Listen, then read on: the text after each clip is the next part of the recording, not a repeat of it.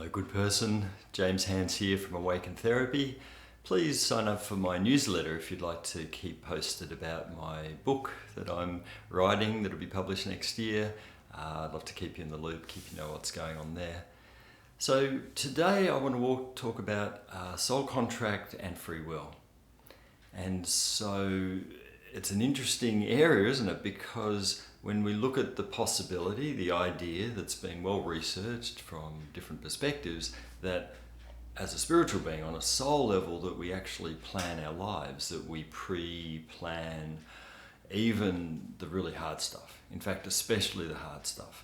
You know, we might plan for meeting people at certain times and certain key events taking place, but we also organise for these incredibly challenging life events, including childhood trauma.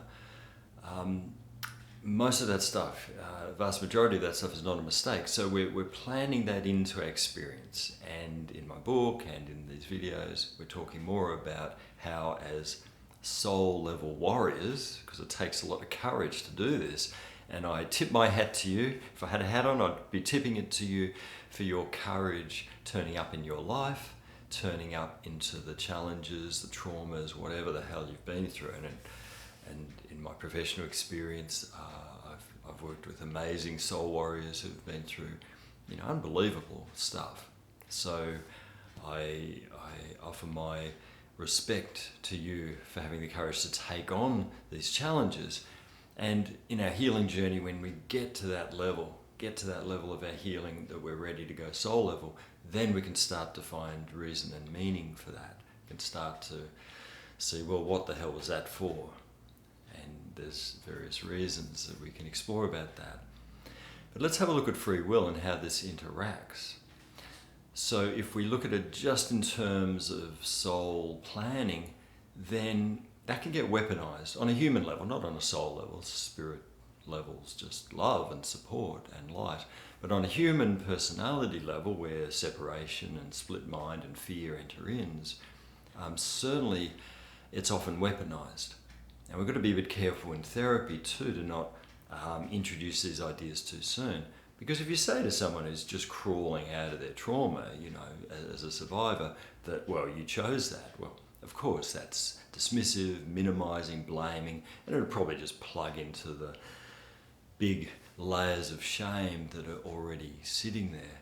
So, to say that you just chose it is not really appropriate at that time, but certainly it is appropriate as we heal out and we can start to look at things in a bigger perspective. But it's not as simple as, well, you chose it and that's how it played out. Simple as that. No, in this quantum multi-universe of all these choices and weaving timelines and all the variation that's constantly happening, what we've got is perhaps a blueprint that we've organized on the soul level, certain events, certain people, certain timings that's laid out in terms of probability. I did an amazing deep spiritual regression with someone who was back in soul state, and he was describing his work as a soul in helping to organize and orchestrate the events that happen in a lifetime, where he would get together with a group of other beings, because it took that kind of collective mind power to organize this. And there'd be this weaving of events, so that some events would be so loaded with probability that they were almost certain to happen. He talked about red flagging, would put a red flag. Some events would even have 3 red flags, so they're pretty much going to happen. Very high possibility, very high probability. But even then with masterful orchestration and design on a spiritual level, as ground crew, once we're here, we have free will. And Spirit, God, will never violate our free will. We're free will beings. And why would Spirit want us to be anything that we're not? So as humans in our life, we have choice.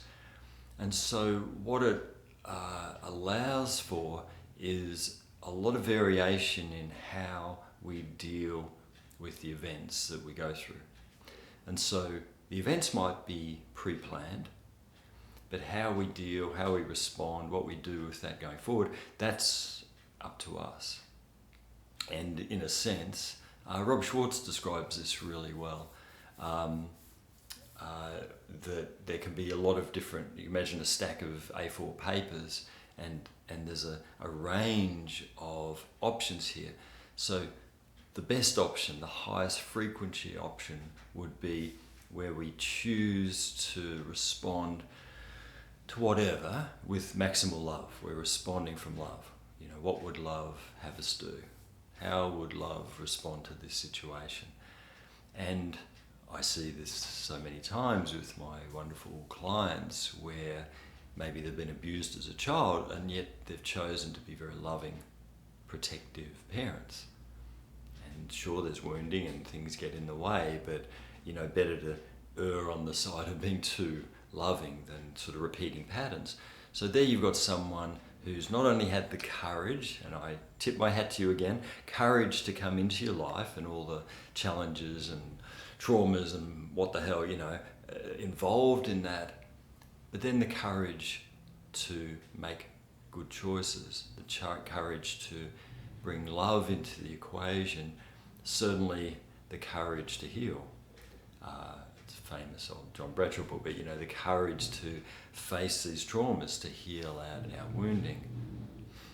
Courage all around. And look, it's rare. I think it's very rare for someone to make just good choices. We can also make the worst choices. We could respond out of free will to what's happened to us in the worst possible ways, making the most unloving choices towards ourselves and others, which would make for the toughest learning environment. We still learn, we're still growing, we're still evolving. Nothing changes who we are as these evolving souls. Nothing's going to destroy our essence. But in terms of our learning journey, we can do it the easy way or the hard way. We can do it the smoother, you know, flowing way, or we can do it the grunt, challenging, awful way. So our free will is operating within the parameters of certain events that are designed, that are planned, that are chosen deliberately. But within that, there is a wide range. There is a wide bandwidth that allows for our free will and our responding. And spirit will constantly adjust according to the choices we make. This is part of the work that those, you know, souls are doing in terms of orchestrating life events. Most people, of course, if we put this on a bell curve, let's make that horizontal, so this bandwidth, this range of choices, free will responses to trauma, you know, from, I guess, the most fear-based to the most love-based. And this would form a bell curve where most of our choices, most of the time, are right in the middle there somewhere, where it's sort of a mix of, well, I'm kind of buggering up, I'm making mistakes, I'm, you know, off track or out of alignment to this degree, but I'm choosing this well, I'm getting back into alignment, I'm listening to my common sense and my gut instinct and my inner tutor, and responding more with love. So on average, we're right in the middle there. And I think this is true for most people. Certainly people who are strong enough, brave enough to come to therapy, you're going to be right in that middle there. If you're up here, well, you're Jesus and you don't need to be here, you know. And if you're here, you're probably in such a mess that you wouldn't even be able to get yourself to therapy. And if you did, you wouldn't stay. Most people are in this middle range, certainly the people I meet, you know, and I'm including myself in that, you know, plenty of mistakes, but enough getting it right to be sort of on track. And Spirit loves us in that, and our soul, our greater self, loves us and supports us in that, and our job is to nudge it more to the better choices. So I hope you find this interesting, isn't it? Fascinating stuff. And it's important to understand this, because as we're healing out of the human survivor, trauma survivor, limited, separated mind, you know, we need eventually to get to this greater perspective. We hit a ceiling in standard psychology where we can't go any further without opening the door, opening the window, opening the lid into this broader big picture perspective of our greater self. And so understanding that, yes, I did plan things. And there's reasons for that. And there's qualities and gifts and things that come out of that, resolving karma, healing, growing, and serving. There's so much service in our learning out of our trauma. But you combine that with our free will, our human free will, and our human level freedom to get it wrong, to bugger it up majorly. It's an interesting combination, isn't it? So I invite you to choose wisely, choose better, choose well. Just ask yourself in each moment, what would love have me do? What would love do here? As Rob Schwartz puts it, what would love with a capital L do right here? And that guides us towards making the better choices in response. And that just means our whole journey can be one of the higher versions on the stack rather than the lower, tougher versions that are all possible. They're all going to work in the long run, but we're going to take the easier path or the really hard path. That's really up to you and me. So jump on my mailing list so I can keep you informed about topics and the book, the upcoming book. I'm really looking forward to getting your support in that. If you have any questions, please just email me or comment on the video.